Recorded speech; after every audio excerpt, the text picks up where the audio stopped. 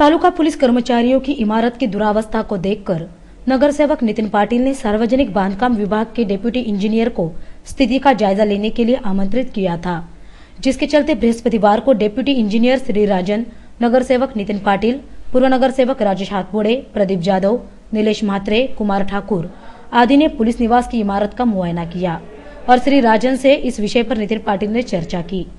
चर्चा के दौरान deputy engineer का कहना था कि सरकार द्वारा इमारत के लिए किसी भी प्रकार की निधि उपलब्ध नहीं हुई है, इसलिए इसकी मरम्मत में देरी हो रही है।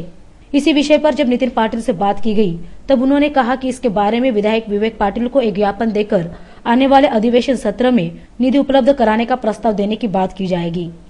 पनवेल शहरात असणाऱ्या मध्यवर्ती भागात असणाऱ्या आणि मुख्यतः प्रभाग क्रमांक 5 मध्ये असणाऱ्या तालुका पोलीस स्टेशन भागातील ज्या पोलीस वसाहती आहेत आणि ज्याचा मेंटेनन्स हा सार्वजनिक बांधकाम खात्याकडे आहे, अशा वसाहतींची फार दुरावस्था झालेली आहे। तर त्या वसाहतींचा आज आम्ही सार्वजनिक बांधकाम खात्यातर्फे त्या सार्वजनिक बांधकाम खात्याचे डेप्यूटी इंजिनियर राजन हे स्वतः येऊन पाहणी करून गेली अनेक वर्ष दुरावस्थेत असलेल्या या इमारतींची लोकांना राहण्यायोग्य परिस्थिती राहिली नाही। त्या इथे आज आपले पोलीस बांधव राहतात आणि त्यांचे कुटुंबीय हे अत्यंत वाईट अवस्थेत तिथे जीवन कंटत होते। तर आज आम्ही तिथे पाहणी करून तेथील कल्पना आम्ही डेप्यूटी इंजिनियर राजन यांना दिली। त्यांनी सांगितले की शासनाकडनं निधी न आल्यामुळे ह्या इमारतींची दुरावस्था झालेली आहे।